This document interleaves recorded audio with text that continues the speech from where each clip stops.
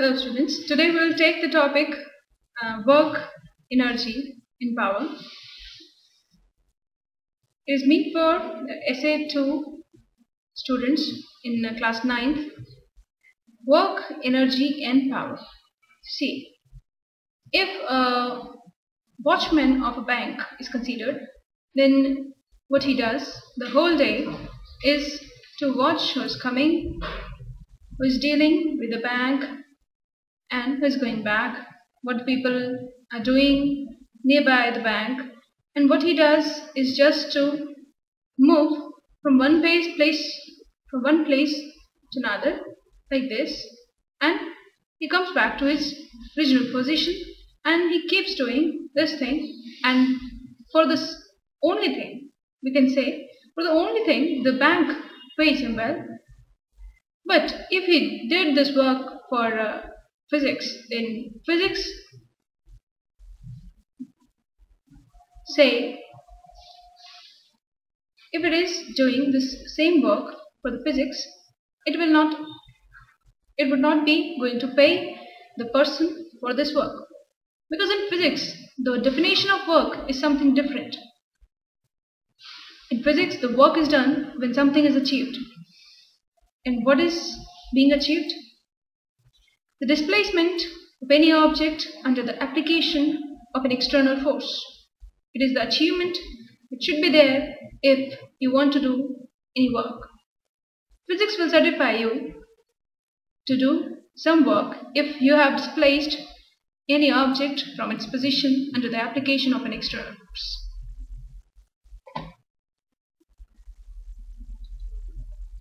See, what is the definition of work under physics?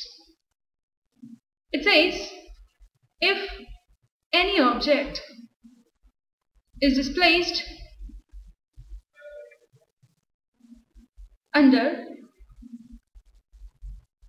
an application of an external force,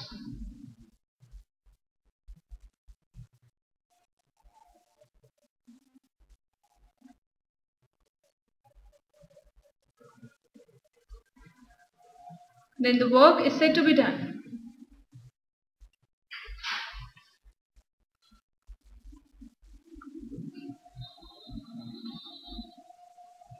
Now, there are two terms. One is displacement and one is force. To understand the work or to go through its mathematical treatment, we should just revise the terms displacement and force. When we talk about the displacement, then we actually are dealing with the object's initial and final position.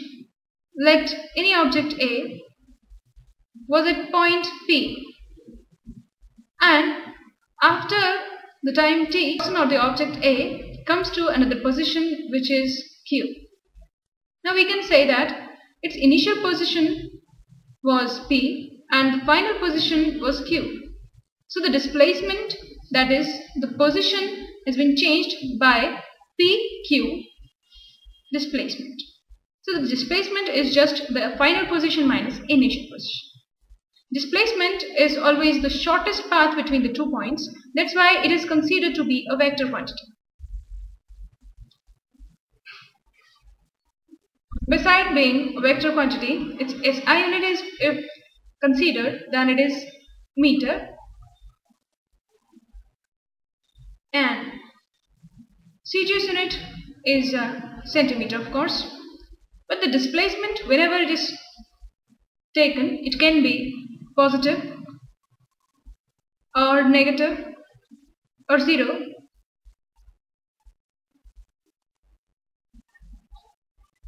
Because it is always connected with the direction. Now, we can also talk about the force. What is force? You have already studied in essay 1 under the topic force and Newton's laws of motion. The force is defined as an external agent. It is the external agent which can do it can perform few special actions. That is, it can accelerate the motion of the object,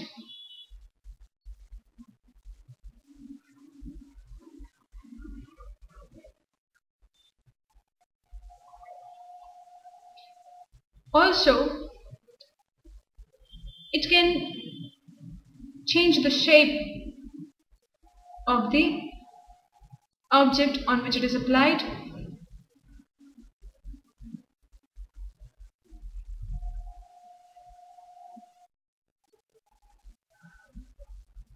Now it can change the direction which will come under the acceleration. Under the acceleration of the object, we take the increasing velocity, decreasing velocity, and the change of the direction whenever the acceleration of the object is discussed. These points should come into your mind. So force is defined as a vector quantity again. It is a vector quantity. And if its SI unit is considered, then Isaac Newton should be in your mind. That's why we can clearly remember that the SI unit of force is Newton, which is abbreviated or symbolized with capital letter N. The SI unit is Newton and the CGS unit is dyne, and 1 dyne is equivalent to 10 to the power minus 5 Newton.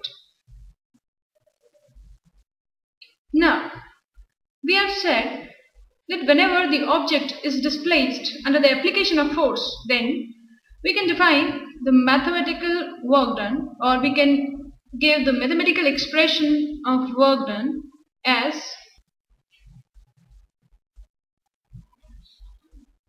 work done is symbolized by W, and it is defined as the dot product of force vector and the displacement vector.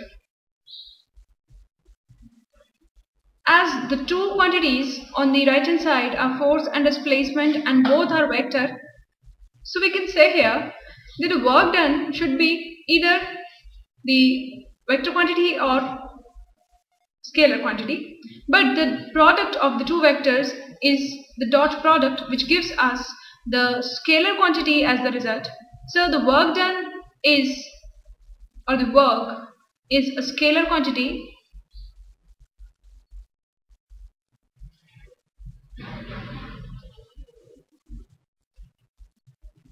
given as the dot product or the scalar product. As you know, the scalar product is also known as the dot product. Work done is a scalar quantity given as the scalar product of force vector and displacement vector, and the displacement should always be in the direction of the applied force.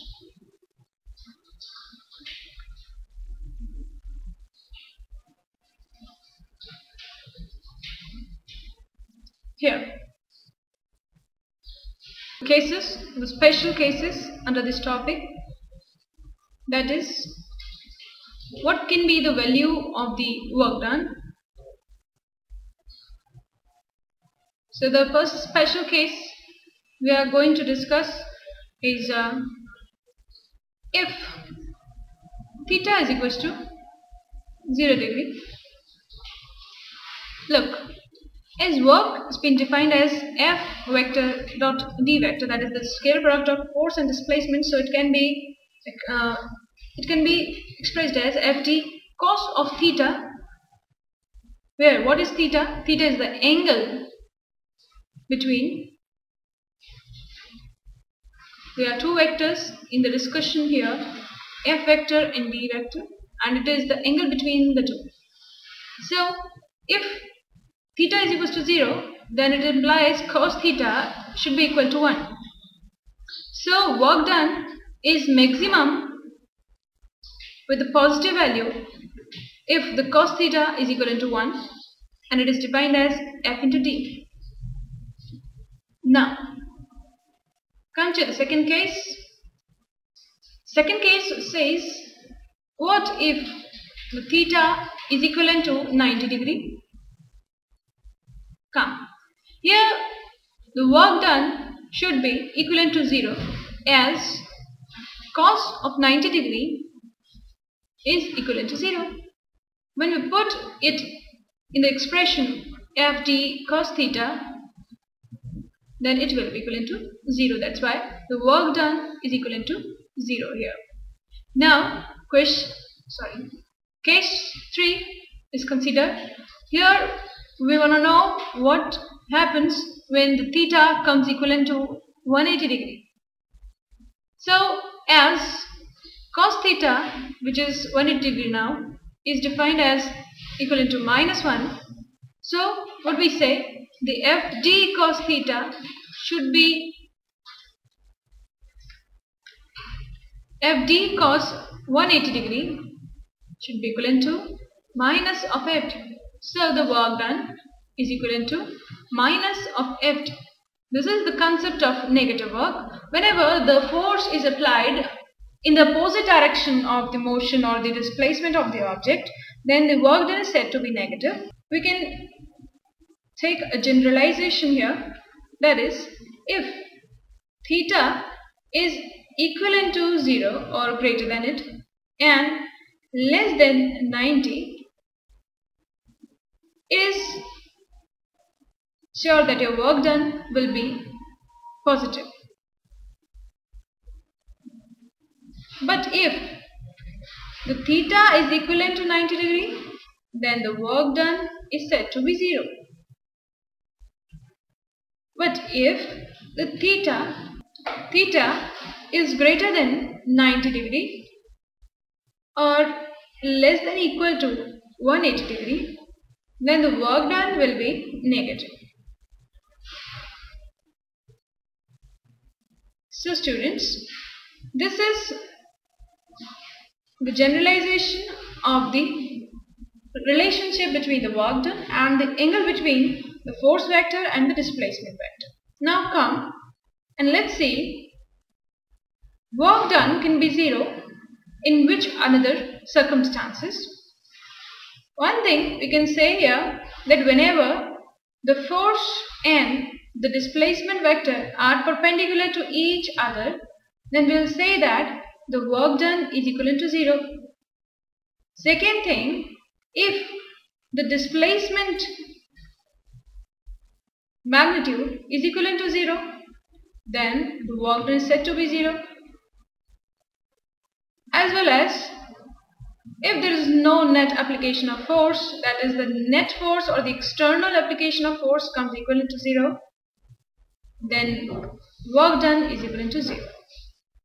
Now can we have an example of the positive work done and the negative work done? Let's see. We are discussing the example of the positive work done. Look, you have applied a force F which is equivalent to 20 Newton, and this object, say it is the box B, it moves under the application of the force in the direction of the force, and it comes over this place, its new position. Now this displacement is say 10 meter. You can see that the work done should be here F into D into cos of 0, because the displacement is in the direction of the force, and that's why the work done should be positive, and the maximum value, it should be 20 Newton into 10 meter, that is 200 Joule. Whenever you will see that the work done is in the direction of the force applied, then the work done is said to be positive. Whenever we are falling any object from a height h, then the force of gravity will be attracting the object in this direction, as well as the displacement of the object is in the same direction. That's why the work done by the force of gravity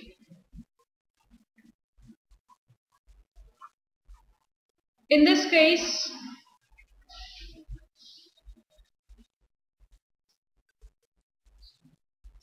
is positive.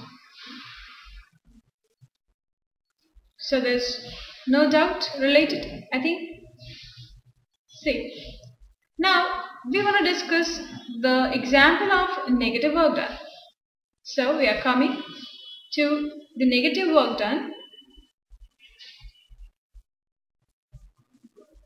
See, one example can be the same, that whenever we throw any object with particular velocity upwards, then the displacement is in this direction, while the force of gravity wants to take it back, and that's why here the work done is defined as negative, because the theta is equivalent to 180 degree. Now, here we can say that the force of gravity is doing the negative work on the object because it is in the opposite direction of the displacement. Also, we can take one more example. It is spring is tied over here, and its normal condition. Let's a box B is tied to the spring. Now, as you all know, whenever we are suppressing or compressing the spring in this direction, then it will be in such a position,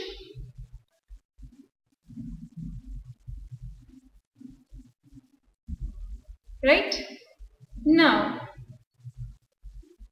as we know, when we applied the force on it, the force in the spring was in this direction because it just wanted to oppose the force which is applied externally. So the force which is applied by the spring is in this direction, while the displacement of the object is in this direction. So we can say that here the force and the displacement are at the angle which is 180 degree, and that's why the work done by the spring in this case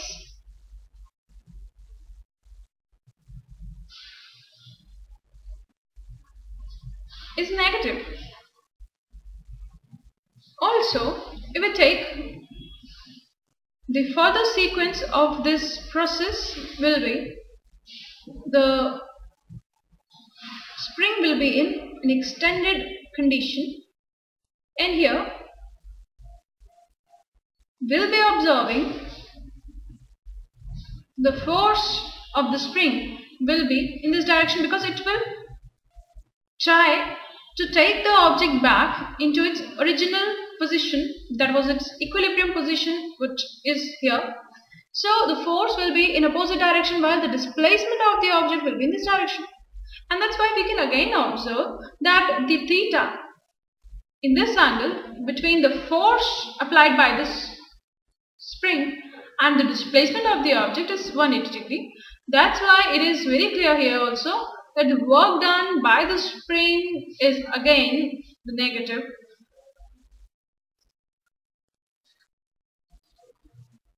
So these are the examples of the negative work done. Now, can we have the example of the zero work done? Why not? Sure. Let's have an example for the work done being 0. Today you have got a weird stubbornness that you want to push the wall and you will displace it today. You keep on doing the work for the whole day, but you are not able to displace this wall from this point to some expected this point. So when you are not able to displace the object, physics will say you have done no work. Here, being displacement a zero magnitude, so the work done will be 0. Now, can we have another example, the more logical one? Okay. Let any object is tied, or a stone is tied with a string. See, it is proper circle. It's like it. Fine. Now we can say that this circle is showing. The circle is showing us the track of the stone tied with a string. Like the string is tied in this way. Now the stone is curling in this path. If we see that the centripetal force is applied by the tension in the string, and the displacement is always, if it is considered that the centripetal force applied by the string is always perpendicular with the displacement of the stone. Now if you observe over here, then it is very simple that the angle between the centripetal force and the displacement is 90 degrees. So the work done by the string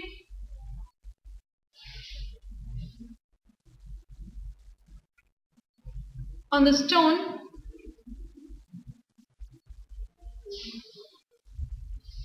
tied and moved under the circular motion